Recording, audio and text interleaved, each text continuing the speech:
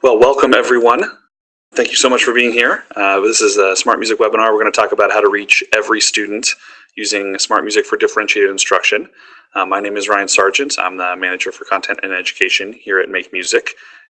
It's my pleasure to present. I'm very excited about everything we're going to talk about tonight. This is a passion of mine.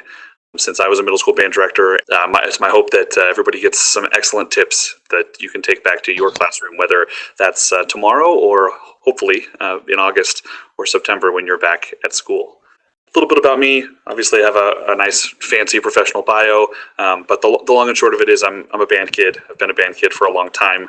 My parents met in high school marching band. So band is a way of life at my house, which means that I went to school for music. I'm a trombone player. Sorry.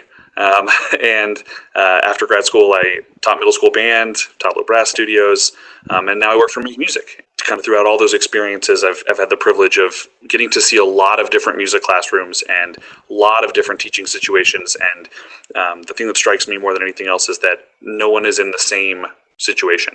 Being able to be flexible and get the tools you need to make sure that you can support your students is critical. What works for you may not work for someone else. It's really exciting to get to see how so many different teachers around the country use tools, reach kids, differentiate their instruction.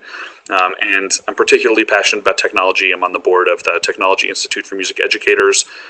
Natural fit, working with SmartMusic every day. I'm getting to be part of a great nonprofit community. I still get to play trombone and adjunct at a college here in Denver. So this is definitely in my wheelhouse and something I'm very passionate about. Along those lines, the Make Music education team has a number of roles we fill within Make Music and within the education community as a whole. I think one of the most important things we do is we gather your feedback. So we love being the kind of liaison between the music ed community and the company, and being able to pass information back and forth, represent the company to all of you, sometimes do things like this webinar, and be able to represent you back to the company, be able to say, no, this is what teachers really value. Make sure that those of you who are in the trenches have a voice within our organization and within the building, and that being a former band director myself, that's something that is a natural fit and that I love doing. It's makes it really easy to come to work every day. Along those lines, we build content to support music teachers. Sometimes that involves training folks how to use SmartMusic, going out to schools, doing things online. Sometimes it involves presenting clinics at MEA conventions. We are probably coming to a state near you. We try to visit as many states as possible every school year. And so come say hi at your MEA if we're there. This coming school year, we'd love to get to know you better. And that includes things like this webinar. So being able to pass the information back and forth is something that we take very seriously and that we love. A couple housekeeping items as we get started. If you need to get in touch with me, maybe because you have a question, use the chat tab up here in the upper right. You may have also noticed I am not Giovanna Cruz. This is Giovanna Cruz. She was kind enough to help me host the webinar while she is on vacation. She's another member of our education team, and so have no fear. You're in the right place. This is the webinar you signed up for. So use the chat if you need to get in touch with me, and we'll go over questions at the end. We'll leave some time, and I'm happy to answer any and all questions you've got once we get through with some of the teaching techniques about differentiated instruction. If you need to reach that chat tab on an iPad, here's how to do it. Pretty simple down there at the bottom. So without further ado, let's talk differentiated instruction. I think so often we talk about reaching every kid in the context of their differences, right? We talk about which one of these kids isn't going to get it if I teach the normal way, right? Or if I do what I've always done, which kid is going to get left out? Which kid is going to be the problem? And differentiated instruction can be a solution to that, certainly, but differentiated instruction can go deeper. I think too often it ends up looking like, how is this kid different? Rather than, let's provide options for every kid so that they can all be successful. A much cuter version of which one of these things is not like the others, right? Sometimes it's the kid that's flying under the radar. Sometimes it's the kid that looks like everything is okay until you realize that it's a dog in a crowd of sheep, right? So even if everything looks okay, providing options so that every child gets what they need is a worthwhile exercise. It can tell you so much about your teaching, and it changes the way we look at kids, right? Because now it's not about differences, it's not about problems, it's about supporting everyone, and it's about reaching every student. So I think differentiated instruction is an incredibly powerful classroom tool, incredibly powerful teaching technique, and we've got 5 awesome ways you can get started with it using SmartMusic today. So for a deeper dive, differentiated instruction is something that's been studied a lot, and so this is a definition based on Carol Tomlinson's work in 2001. It's a monster of a sentence, right? A framework or philosophy for effective teaching that involves providing different students with different avenues to learning in terms of acquiring content, processing, constructing, or making sense of ideas, and developing teaching materials and assessment measures so that all students within a classroom can learn effectively regardless of differences in ability. There's a lot to unpack there. So let's break it down. First, a framework or philosophy for effective teaching. I hope we all have one of those. Sometimes that might just be get through the day. So if a framework or philosophy doesn't go as planned, that's totally okay. That's allowed. That's part of being a teacher. But having a teaching framework or a teaching philosophy goes such a long way towards keeping you consistent, keeping you grounded, and reminding you why you do this, because I'm willing to bet it's not the money. Differentiated instruction can help provide that. We're providing different students with different options for learning. And what I think is key here is that the definition goes over each step of the learning process. So we're talking about acquiring content, processing ideas, or just understanding them, and then assessing that. Having kids demonstrate mastery, having kids show us that they've actually learned.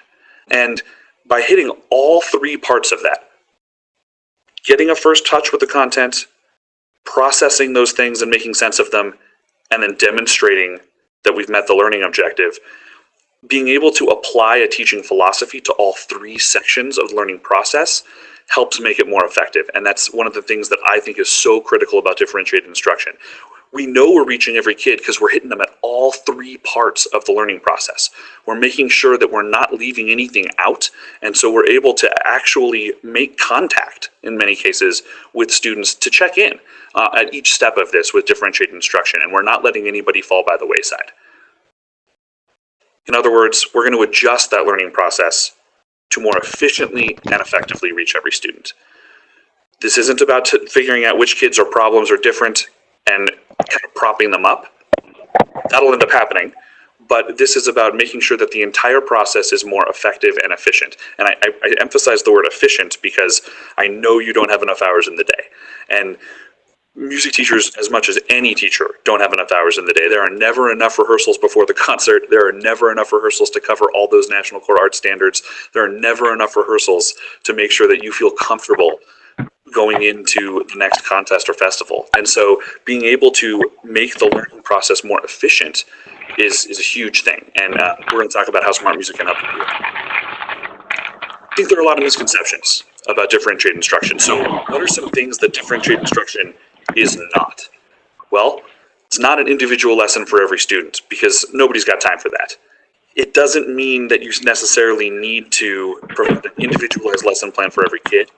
It doesn't mean that you necessarily need to provide that kind of customization. We're going to provide different options, different activities, different learning approaches so that every kid has a choice, not so that we're lavishly catering to every kid. And it's worth keeping in mind that students can be grouped in a lot of ways. We don't have to group kids by ability or by learning style. It's easy to say, well, I'm going to provide this option for kids who are visual learners, and I'm going to provide this option for kids who are auditory learners. But we can group kids in other ways to make sure that they support each other. And that fostering that sense of independence can go such a long way. And it's one of the things that differentiated instruction does really well. As we've mentioned, differentiated instruction is not a way to separate smart kids from dumb kids. In music class, that often looks like separating good players from bad players, right? It's easy to kind of start stratifying kids. Here are the kids that really know what they're doing on their instrument. I think especially in high school, once they've been at this for a couple years. And we don't have to separate them that way. We can group them in ways that help us reach every kid. And that includes keeping the elite players challenged and engaged, while still supporting the kids who are struggling. Building a culture of success in your fourth band, if you're lucky enough to have a fourth band, is huge, because that's going to elevate your entire program. It's going to provide this evidence to the community, to parents, to administrators, to the students themselves, that what they're doing is valuable. We're not separating them just to separate them. We're also not just going to teach those kids who are struggling and let the more advanced kids kind of figure it out on their own just because they can.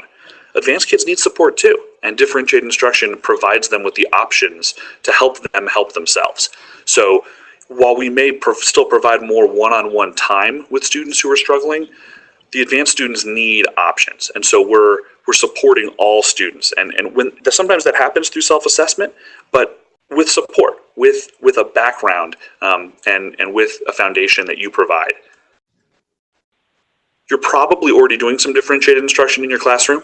Instrument fitting days are a great example, whether that's kind of a petting zoo approach, whether that's bringing older kids in to incoming classes.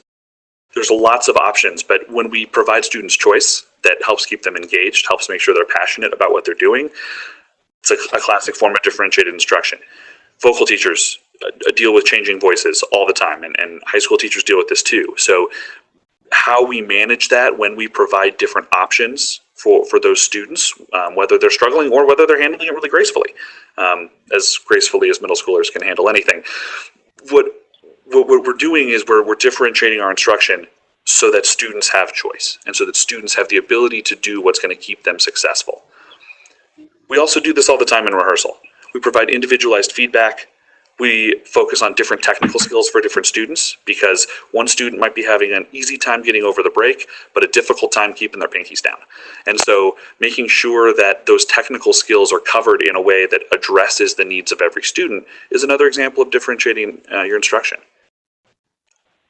That said, I think there are a couple longstanding traditions in music education, especially ensemble education, that aren't great examples of differentiated instruction. So method books are a big culprit for me. Let's just have every kid play the same exercise in unison all the time, and that's how we're going to get through the first year.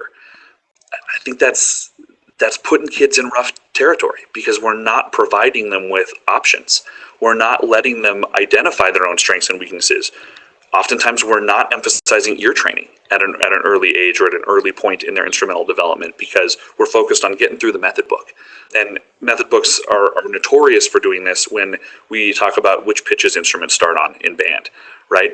It would be so much easier to start flutes on A natural or B natural, but we end up starting them all on B flat, because darn it, we got to play the unison B flat on day one. And if we actually provided choice so that students had those options that they need, I think we'd be in much better shape.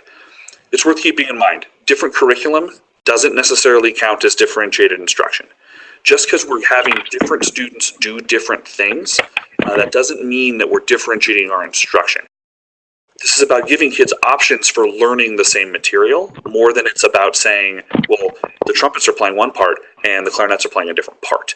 So that's wonderful. That's individualized instruction. That's great, but it's not necessarily differentiating your teaching techniques.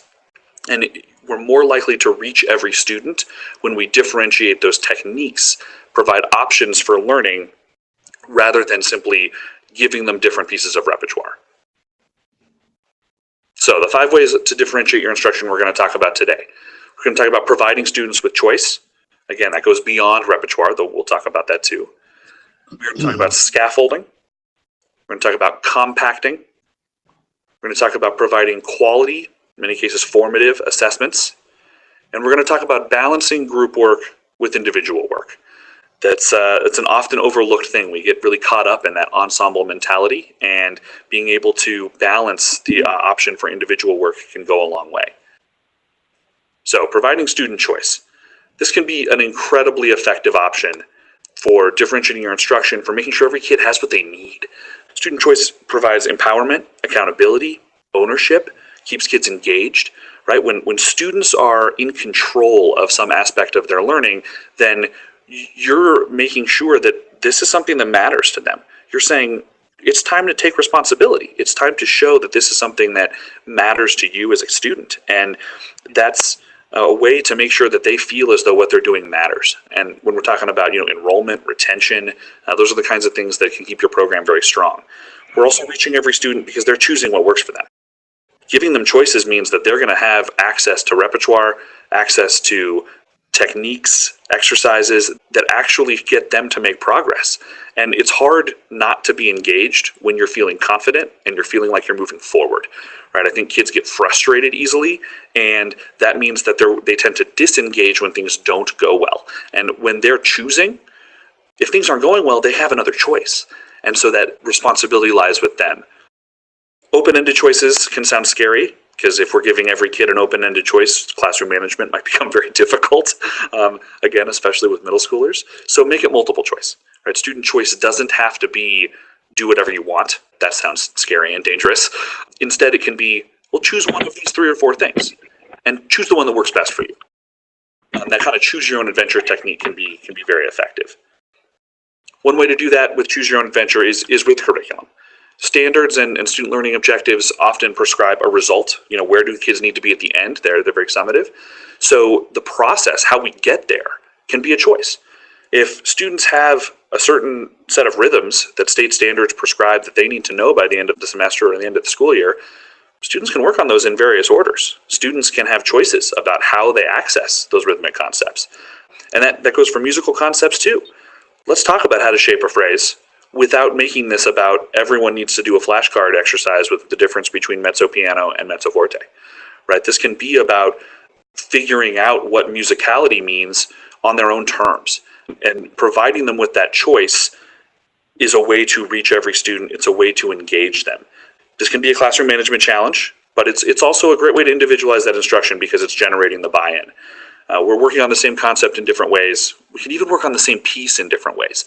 So in this case, the goal of sound great on this at the concert hasn't changed, but students had access to different options. If this is a piece with a whole bunch of dotted rhythms, one student might feel really good about working on dotted rhythms within that piece of repertoire. Another student might need to reinforce it with some sight reading. And being able to go both directions on that is something that helps reach every kid.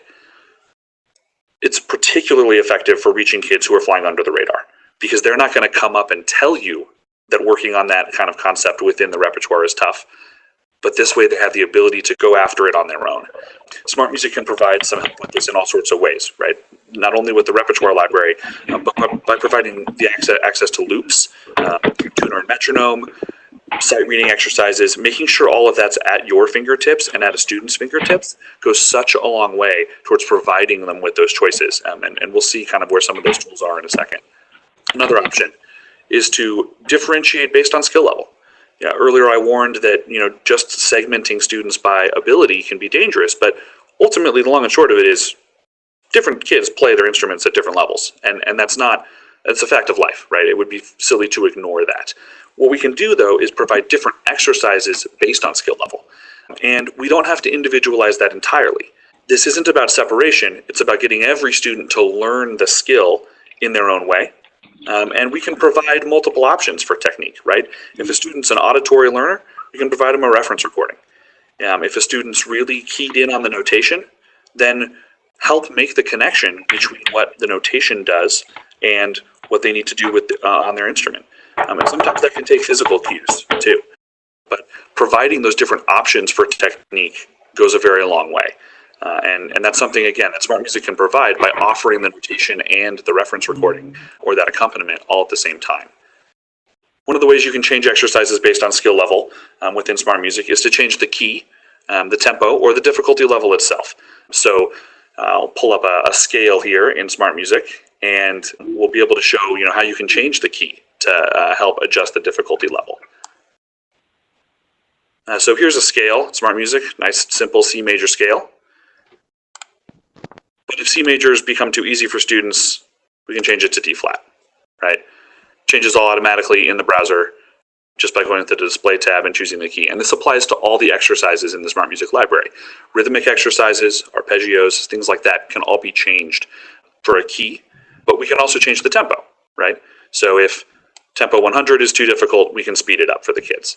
Or kids can speed it up on their own. And so we can provide that choice and that differentiation to help keep kids engaged. If C major at quarter equals 100 is too easy, but that can also mean we can provide students with reinforcement when we need to, so that if a student's struggling, we can slow it down. Or they can still get practice on scales and that auditory reinforcement, what does a major scale sound like, without needing to be working on something that's overly challenging or frustrating.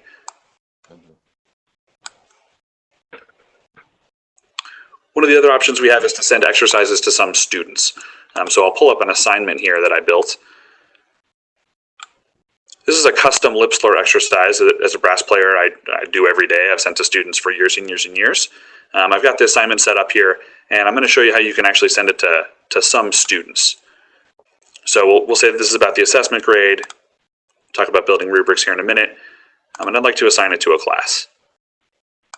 I can choose a class here, and I'm going to assign it only to some students. Right? So I only want it to go to this student. This class happens to only have one kid, so it's a little misleading. But even if there were 30 students here, we could choose which students we want to send it to. And being able to assign things like lip slurs only to your brass students is another way to make sure that they have the options they need, rather than giving the same instruction to every kid, rather than lumping them all together. This is an example of where we can make those differentiations based on instrument, but that could also happen based on difficulty level. We could assign to some students based on who's doing really well with the concept. We could assign to some students based on who has some other strength in common. And we'll talk about that more when we talk about kind of balancing group work and individual work.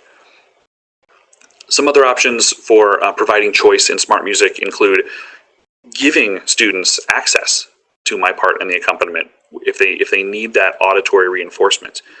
If they need help with notation, any exercise in SmartMusic, any piece in SmartMusic can be turned into a sight reading exercise. And by having that ability to turn any assignment into a sight reading assignment, we're providing reinforcement for notation. We're helping them learn notation. Obviously, that needs to be scaled appropriately, right? We need to make sure that it's something that's achievable.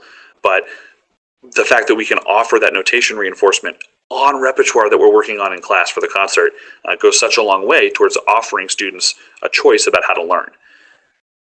You can also provide in-class feedback with musical context, providing that in-class physical feedback. Keep your pinkies down, sit up, right? All that kind of stuff can help to make them more aware.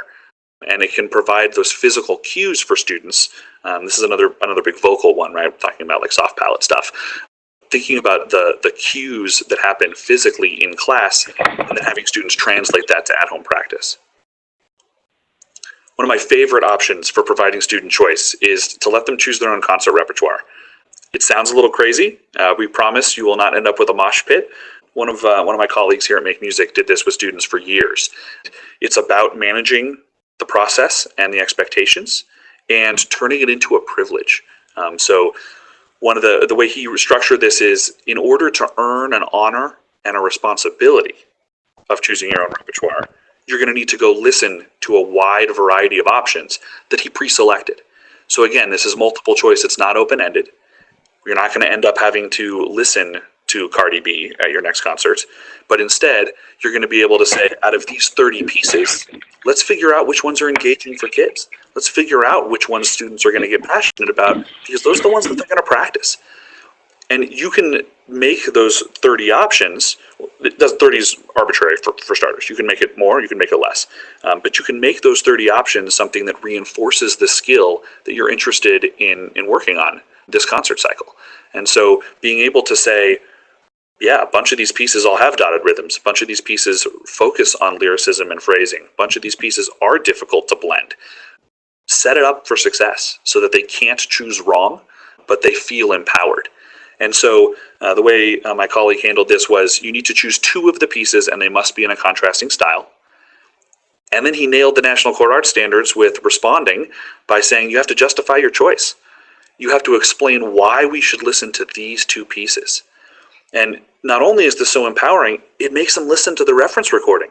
Imagine how wonderful it would be if you knew every student had listened to the recording before they showed up to rehearsal to read the piece for the first time. And that's what we're able to do, and that's what we're able to do with SmartMusic. Good news is SmartMusic has a wealth of options. Here, we'll go to the Find Music library here. All sorts of ways to explore the library up front, but we can also search, and we can go by category. So if we're just looking for band and orchestra music, and then let's say we're actually just looking for concert band music, we can filter out all the string orchestra stuff, all the jazz ensemble stuff. We've got 3,000 titles. And so we can search this further, can filter further, perhaps by genre, right? If we wanted to make sure we played a march at the concert, that's a common one. Stuff that other people have played at concert and contest, etc. Or we can filter by difficulty, right? Make sure that this is all appropriate for your ensemble. And so finding those 30 options becomes very easy. You can also, of course, search by keywords. So if I just want everything by Frank Kelly, we'll find all of the awesome stuff by Frank Kelly. Same thing works with Brian Balmage's, John Mackey, all that kind of stuff within SmartMusic. So you have all of these options, and it's so easy to find something that you wanted them to play anyway, whether that's Abracadabra or Earthsong or whatever. And you're going to set them up for success by choosing a bunch of stuff that you know will work and then empowering them to make the choice. You're not going to end up with a mosh pit, but you will end up with kids that practice. And SmartMusic offers the recordings and gives you a lot of options. So this isn't something that you're going to have to spend hours upon hours upon hours in the Pepper catalog frantically sorting out what you need to have ready. This is also a wonderful end of the year activity. Get it all set up so that they can have something to do after the last concert that already starts getting them thinking about the fall and gets them excited about the music that they're going to be performing next semester. Another option is to provide a lot of different choices within SmartMusic for the same task or concept. So maybe we have a student that's struggling with slurs. Maybe we have a student that needs to work on phrasing. We could start out with a major scale, choose some places to breathe, encourage the student to decide where to breathe based on keeping the shape of a phrase, right? And so we could start with a scale or an exercise, but SmartMusic also has all sorts of other options, right? Let's say this is a flute player. We can provide a lyrical etude, right? Something nice and slow, quarter equals 63, beautiful lyrical etude to work on that same phrasing thing, right? Here's a great example of a phrase shape that will help model for the student kind of what these things should look like. We could work on that in popular music, right? We could go straight to Harry Potter and have students think about shaping a phrase based on something that they know that they've heard before. We could go look at this in solo repertoire, even if it doesn't necessarily come from something that's specifically for their instrument, right? We don't have breath marks on this music because it was written for cello. So as a flute player, how are you going to negotiate that? Let's go look for places where you're going to make the phrase and talk about what makes a good phrase. What a wonderful, again, responding or creating homework assignment for students to think about that musical task and then have to perform it. And SmartMusic provides resources for that. You can also, of course, always work on it in a piece of repertoire that requires great phrasing or slurs, right? You can play something classic from the literature that focuses on those musical concepts. And so all of this stuff together means that students don't feel locked into one option. And this applies to all sorts of concepts. If students don't want to play a technical exercise, offer an etude, offer a solo, offer something that's popular. Give them the choice, give them the freedom to be able to say, this is how I learn best. Yeah, if you give them Star Wars, they might all choose Star Wars, but they're practicing. And if you're careful with your selecting things that make sure the students are actually learning the concept, then they're practicing something that's worthwhile, and they're going to bring those skills back to your classroom. Next technique for differentiated instruction is scaffolding. This is one of my favorites, actually, because it puts that idea of baby steps into practice. And so technically, scaffolding is instructional techniques that move students progressively towards independence and understanding. And that independence word is so key. We're not only stair-stepping kids to understanding, we're stair-stepping them towards independence. And in music, that means things like oral skills, means things like evaluating their own performances, and these go such a long way. We're able to say, go do this on your own because we've worked into a place where the student is self-aware. And that independence as a musician is critical. We talk about playing independent parts all the time. That's one of the biggest challenges that we face as conductors. And now, if we're scaffolding our instruction, we're giving students the tools they need to move towards that independence. Modeling is the key with scaffolding. Being able to model what that transition from level to level looks like, being able to model independence.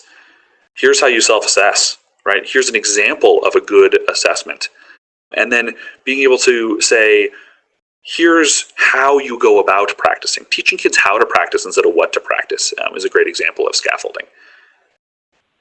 Modeling, of course, also involves listening to great examples. And listening to reference recordings is critical. Again, that's something that SmartMusic handles so nicely because the reference recordings are right there built into the assignment. They're always close at hand when you open a piece of music. So using technology to pave the way for that modeling and for the reference recordings can go a really long way. Response assignments, whether as an exit slip or as a written assignment, are another great start towards self-assessment. But you can also just do this in rehearsal. Listen to a reference recording, say, what did you notice? Ask the questions that get kids thinking in a way that handles those art standards, that models the type of listening that they should be doing, right? What shape do you think that phrase took? Can be such a powerful question, and it's okay if they disagree too. They're listening critically, and they're thinking about that from the perspective of someone who is actively listening and actively engaged with the content.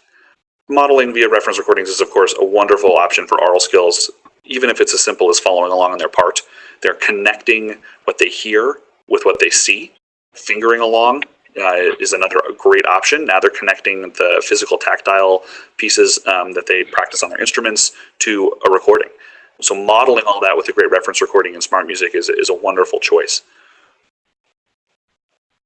Can also split out sections and have certain sections that offer kids more information, right? So we can listen to in SmartMusic just one part and say, okay, these guys have the melody. If you can't hear them, you need to be quiet, right? You need to pay attention to your dynamics. We can display certain parts on the screen, and then one great way to scaffold things is to talk about a progression. So first, we're going to play the entire reference recording, perhaps for a passage, but we're going to play the entire band part, and we're going to have everyone finger along. Then we're going to have some students play. Maybe we're going to have some sections play, while the other students continue fingering. And we can toggle between these options so that every student gets to experience the sensation of connecting those ears to the fingers or to their breathing is another big one. So being able to connect the dots by working them through a series of options that each take a slightly different form is a great way, again, to differentiate your instruction. You're reaching every student because maybe fingering and listening to the clarinets didn't work for this student, but for another student, that was what unlocked it. They said, oh, now I can hear this other part across the room in context while I play, or while I have that physical connection to the music. And eventually, you'll be able to scaffold this all the way up to the ensemble playing with no support from SmartMusic, with the reference recording completely off, and just hearing themselves. All of this goes into the National Core Art Standards. I think giving students options can oftentimes be as simple as thinking about a different set of anchor standards from those National Core Standards. A great example is creating versus performing. Creating involves conceptualizing, right? Building something from scratch, whereas performing means reproducing a musical concept. And so some students will feel much better reproducing something, whereas some students need to build it from scratch in order to really understand and master it. Same thing happens with responding versus connecting. Responding involves relating prior experiences to what they're hearing or performing, and connecting means having a new experience, fashioning a new set of ideas based on what's happening now. And some students are way more comfortable saying, oh, this sounds like something I've heard before.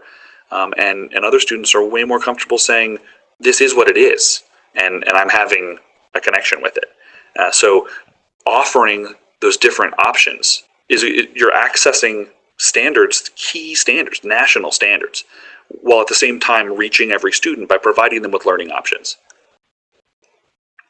Another option for scaffolding is balance. I think using student strengths to access their weaknesses is a great technique, because it tricks them, it might sound harsh, but it gets kids to feel confident even as they're working on something that they're not good at. If a student has wonderful ears but needs to start working on their notation skills, have them transcribe, right? Offer hidden notes, or offer them the opportunity to play along with a recording by ear and then write it down. Translate that strength, playing by ear, into something that needs work, like notation skills. The same thing works in reverse, right? The student with great notation who can't ever really get the ears firing needs to practice icing, right? Take what you know about this notation and transform it into something that addresses your weaknesses. And this is another great way to scaffold, because you get them on firm ground, you get them to a step that they feel great about, they feel confident about, using their strengths, and then edge them in, right, to something that feels less comfortable. Of course, we want to make sure we're scaffolding within the zone of proximal development. This is something that I think is pretty standard practice, a concept that most of you have probably heard of before. I think in a short version, if kids are doing things that they already know how to do, then they're bored, right? What's the point? If we're having students work on something that they just aren't capable of, then they're going to get frustrated. They're going to feel like they never make progress. And we need to keep them in the middle. We need to make sure that they're working on things that they can do with help or with support. Again, I think SmartMusic is a great choice, because SmartMusic is going to provide that support even when you're not there.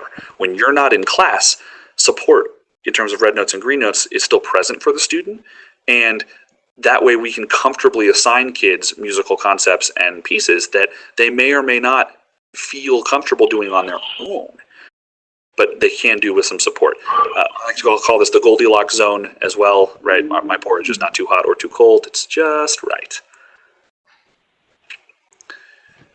Keeping kids in the zone of proximal development also involves tracking what they're doing, right? If students aren't, if you don't know what a student is doing, if you aren't able to keep track of that and make sure that you know what they can do without help and what they can do with help, it's tough to keep them in that happy medium place. And so as they progress through the learning process, you're going to need to keep track of that. And that's where SmartMusic assignments, again, come in very handy. They're able to give you feedback about where students are at, and then you're able to pass feedback to the students. So the loop is complete, and students will stay in that zone of proximal development because they're able to keep working on things that are correctly challenging. Keeping kids in the zone is also incredibly difficult because repertoire becomes a limiting factor. If we only have so much repertoire to practice, if we only have so many options for what to play, then man, how are we going to stair step them? How are we going to scaffold our way through this concept? The size of the SmartMusic library, all the options, again, going back to things like etudes versus exercises versus concert repertoire, means that you're not going to run out of options. You're able to say each scaffolding level has something to help get the students to make progress. Another option is compacting. This is a little different than scaffolding in that the goal here is to keep students engaged by giving them more advanced music. We're going to provide challenge and growth for more advanced students. And this is a great way to get those kids who are hiding in the background, who are flying under the radar, get them engaged. Sometimes those kids are flying under the radar because they don't realize that they're struggling. But just as often, those kids are flying under the radar because they don't realize that there's all of this awesome stuff out there. They don't feel as though there's a challenge for them.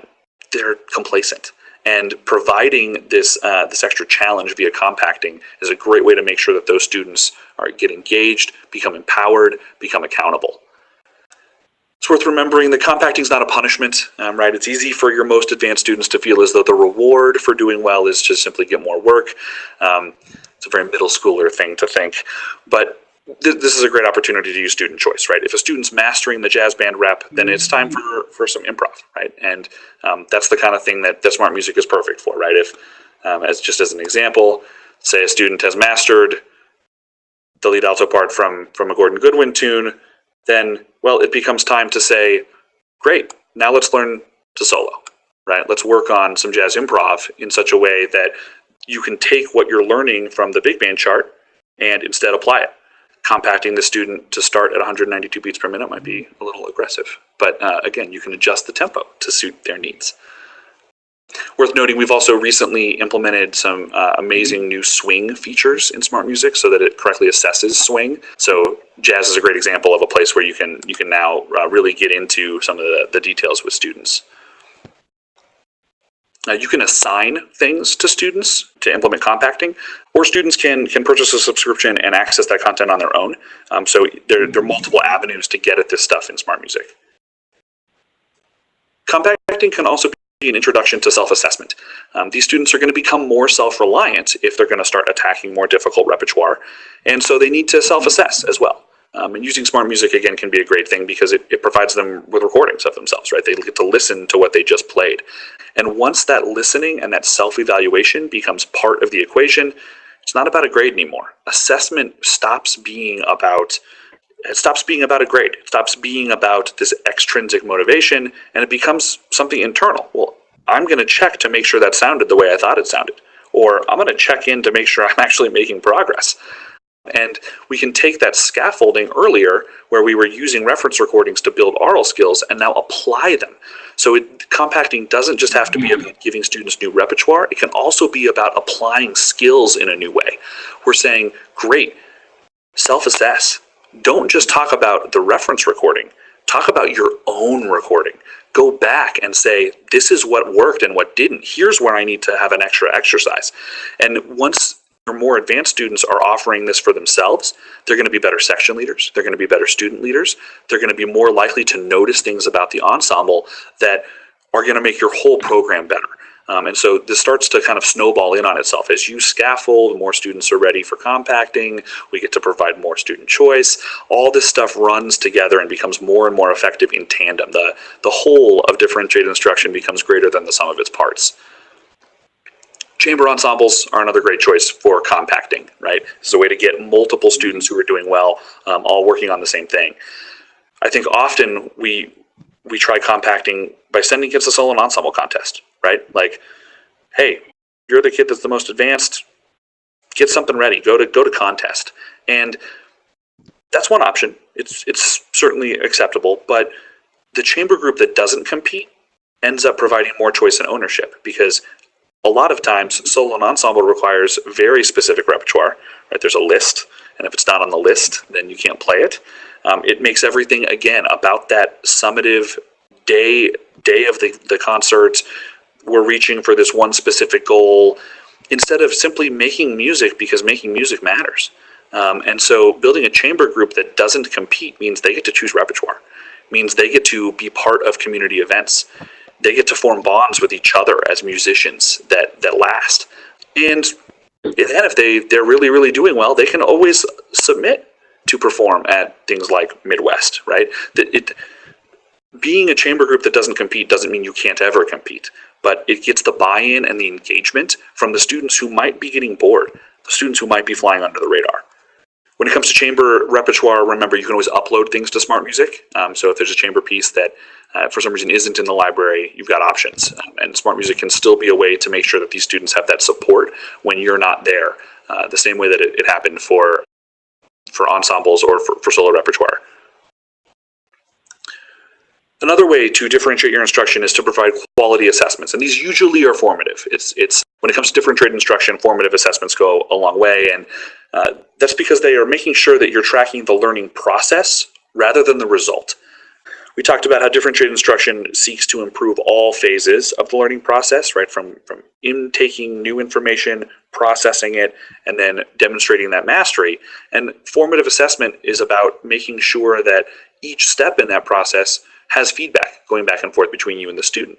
And so making things about the process rather than the results is something that applies to both formative assessment and differentiated instruction. These are like the PB&J of pedagogy. And building a great process means that the concert's going to sound good because students are doing things like self-assessing. The good results will come. A good place to start with that is rubrics. Some great rubric tips. The first one I've blatantly stolen from my friend and colleague here at Make Music, Lee. He says, if another teacher can use your rubric blind, without any instruction, and ends up giving students the same evaluation that you gave them, it's a great rubric. Keep using it. It means that it's consistent between educators, right? Use that consistent rubric to address differences. Assessment doesn't have to be about a grade. That rubric can help make sure that you're giving students a consistent set of feedback. I don't mean consistent in that each student's getting the same feedback. I mean, we're addressing the same things. So we're able to individualize instruction without making things, quote unquote, unfair, or without somehow leaving out important concepts. One of the things I'd encourage you to do is consider holistic rubrics rather than analytic rubrics. I think holistic rubrics get a bad rap. Certainly there are times and places where analytic rubrics are key. Analytic rubrics are our typical grid, right, where we have a bunch of different criteria and then different levels of achievement in the columns. Holistic rubrics seek to evaluate something kind of all in one shot. And I think that's a really effective tool, especially as we get close to the concert, because now we're going to start assessing students based on the complete performance. Is this concert ready? And that doesn't mean that we don't have specific things we're looking for. It doesn't mean that we're not teaching to standards or that those standards don't make their way onto the rubric. But it means that we're assessing the musical performance from start to finish. And we're assessing it without needing to kind of run down a laundry list of things, right? It's not about, well, dynamics were this good, but articulations were this good. This was a musical performance. And obviously musical performance involves handling those phrasing, dynamics, articulations, tone. So the holistic rubric can be really effective at certain points in the learning process, and I think we tend to get so attached to our analytic rubrics that we sometimes ignore the holistic option. It also gives us the flexibility to address each kid with the feedback. It helps us individualize that stuff. So rubrics are a great choice in SmartMusic. We actually did a webinar last week on formative assessment that you can check out on YouTube where we go into this in more detail, but you're able to provide multiple criteria, weight those criteria as necessary. So SmartMusic will automatically help calculate these points, and we can always edit rubric criteria as well. So we can add additional levels if we want 3 levels, 4 levels, 5 levels, can change names, and we can make sure that students know exactly how they're being evaluated. So being able to build these rubrics and having them stay with you so that you can apply the same rubric to multiple assignments goes a long way. So you're not stuck building a new rubric every time.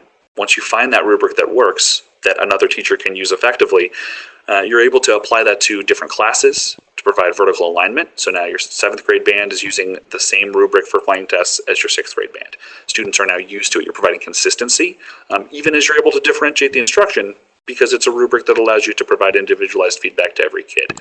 So we're able to kind of follow multiple teaching best practices at the same time.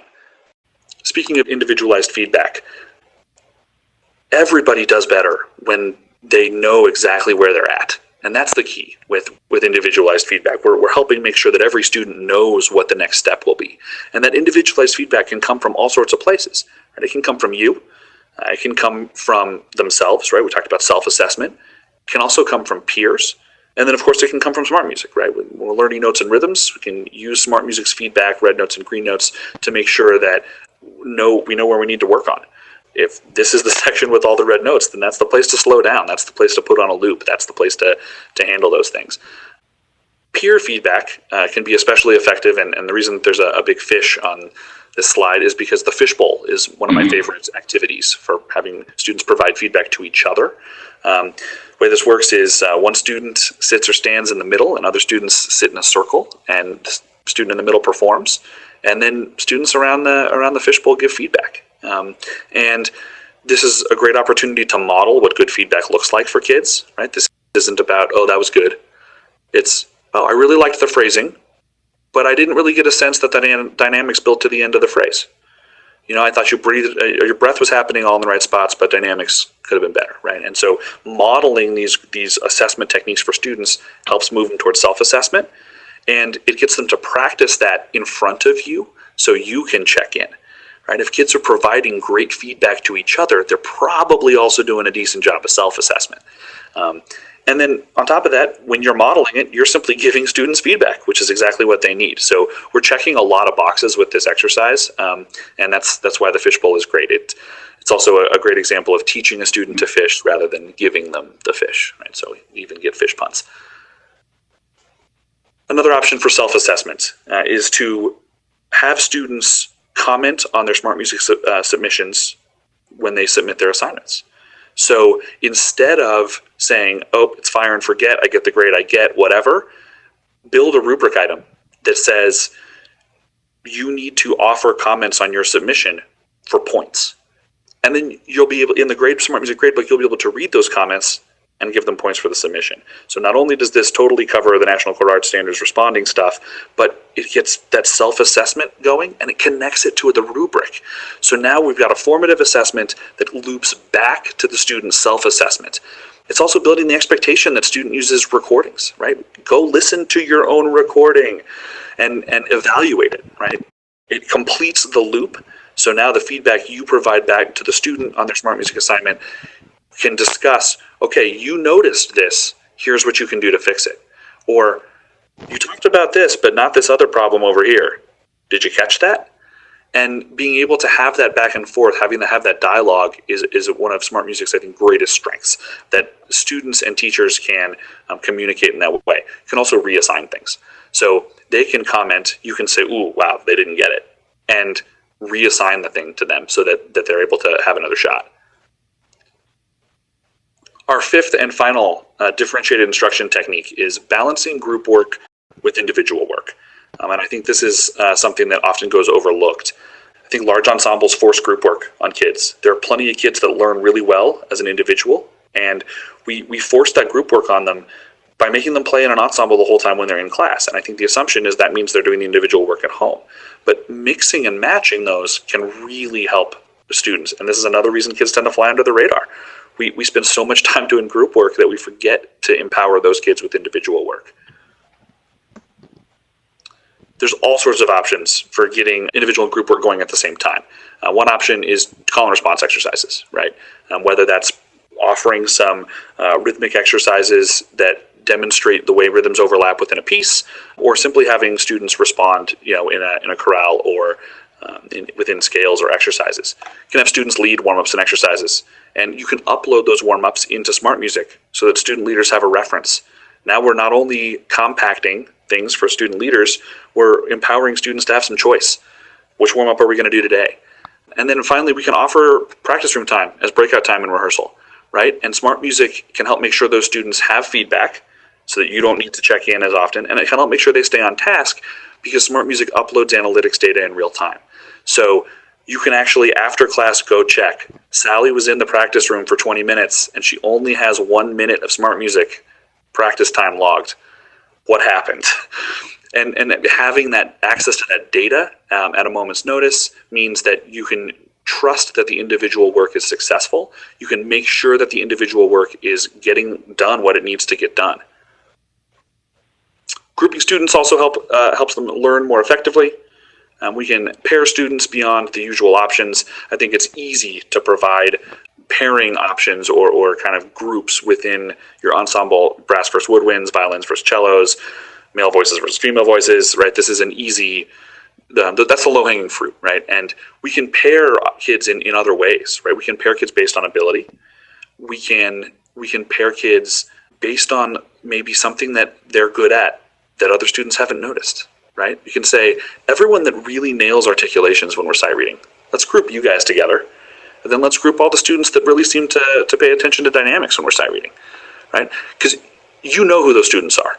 And as an expert educator, you hear all of that stuff whenever you put a new piece of music in front of your class. And being able to access that and group students that way might result in some unusual pairings that gets them thinking in ways that they might not have, simply making this about instrument groups. This is also a great opportunity for cross-ensemble listening exercises. We can do listen to reference recordings on this as well. That goes back to that example I used earlier of, here's the flute part or here's the clarinet part. If you can't hear this, you need to go down a dynamic level. And that's another great cross-ensemble listening exercise. using those reference recordings in SmartMusic. So real quick before we run out of time, some information about getting started with SmartMusic. Some quick pricing information. Educator access is $40 a year. That'll let you access all those reference recordings. It'll let you upload content if students want to see warm-ups on the board in class. All those in-rehearsal options we talked about, Educator access helps make sure you can do. Student access comes in a few different flavors. $4, $8, or $12 options. $4 option means that you'll be able to assign students content that you've uploaded yourself or content from method books. Standard access adds the solo library as well as concert repertoire ensemble titles. And then at the $12 level, students will have the ability to explore the entire library on their own without needing an assignment from you, which is, again, wonderful for student choice. It's a wonderful way to make sure students have access to all of the options that they may need. Getting started with a free trial is a great option right now because we are, through the end of June, running a wonderful giveaway where we're going to offer teachers 20 Chromebooks. So 20 different teachers are each going to get a Chromebook from us, and all you've got to do to sign up is get a free trial of SmartMusic and check out the possibilities. You'll know you're in the right spot for that Chromebook giveaway because your web browser will look like this. I'm going to check the chat for any questions, so I'm going to stop sharing my screen for just a second. Now's the time to let me know if you've got any questions about these options. I'm not that good a teacher, but you guys don't have any questions yet. So if you have any last minute questions, definitely put them in the chat, and I will hang out. This webinar, along with all of our others, will go up on our YouTube channel. There's a great playlist there, some new SmartMusic webinars if you want to think about how to build assignments, options for adding your own content, deep dive into exploring all the options in the catalog, options for general music. We've got webinar videos for all of those, and I definitely encourage you to check out our YouTube channel if you enjoyed this session, and look at all the other options, all the other education stuff we can offer, and stay in touch. Follow us on social media, and we've got a great Facebook group that I'm in, and I'm able to check out and answer any questions you might have in that group as well. So Teaching with SmartMusic is the Facebook group. Come say hi. Okay. Formatting for vocal uploads. So Kristen, the way this works is you'll upload a music XML file, and what SmartMusic does is it'll go through and look at every staff in your music XML file and say, okay, this one was labeled soprano, this one was labeled alto, this one was labeled bass, and these two were labeled piano. And SmartMusic will help make sure that those all have the right instruments. You'll confirm them, and then once that music XML file is uploaded, you'll have a chance to edit it using the notation tool in SmartMusic. So maybe you wanted to make a change. And then you'll be able to assign it. It'll be part of your uploaded content library, and you'll be able to send it right to kids. And it'll look and behave exactly like other SmartMusic titles. So if I open the soprano part in that example, then the alto, bass, and piano parts will become the accompaniment track, while the soprano part becomes the my part track. So Bob, I do not teach ensembles anymore. I teach music history as an adjunct professor at Metro State University here in Denver. When I was teaching, I taught 5th grade band, 6th grade band, and kind of an advanced honor group that was made up of mostly 7th and 8th graders, as well as high school jazz band at a small private school here in Boulder, Colorado. I came from a big, huge marching program down in Texas, so I kind of saw the other end of the spectrum in terms of a very tiny program that, I didn't have bassoons, right? And so it was a big change for me. Lisa, there are tons of exercises for beginners. There is a whole set of exercises that are built in to SmartMusic, including rhythmic exercises, sight reading exercises, arpeggios, scales, intervals, all of those kinds of options, all of which you can slow down and change key. And then there are also 90 plus method books. So method books for everything: sight singing, guitar, recorder, and then the typical band, orchestra, choir options. So in terms of exercises for beginners, if it's in a method book, odds are it's in SmartMusic. Brian is asking how SmartMusic can be useful for elementary. The easiest answer to that question is to check out our general music webinar that's up on YouTube. We go over all of the options for general music in the elementary classroom on that one. But as I mentioned, we've got 2 recorder method books in there, got a guitar method book in there. Some of the sight singing options are great for elementary kids because they're not difficult. And we actually talk about some in-class activities you can do, games that you can play with elementary kids that use SmartMusic, kind of how to ease them into assignments. We talk about all sorts of stuff in that webinar. So there are definitely library options for elementary teachers. Yeah, definitely check out the webinar. Yeah, Lisa, so 5th grade band, the method book I used with my 5th graders is in there, as is dozens of other common method books. Gosh, I'm scared to even try listing them all. One more question from Kristen. CEUs. I'm the band leader. So, Kristen, for this webinar, you're talking about continuing education units, right? So we can talk about those options. I will send you a private chat as soon as we're done, so that you know kind of what your options are there for that webinar. Any other last questions before we say goodnight? Yes, the pricing is definitely lower than it was before. That was a change this spring that we're very excited about. If you're interested in doing more, signing up for a free trial is a great choice. If you want to skip straight to a quote, you can also do that by emailing sales@makemusic.com, and we'll put you directly in touch with the sales manager for your region, the person that'll work with you one-on-one to develop a quote, get more information about your program, and make sure that we kind of set up that one-on-one connection for you. So sales@makemusic.com is the email for that. Thank you so much, everybody. I really appreciate it. It's been my pleasure, and I'm going to sign off now. Thank you very much.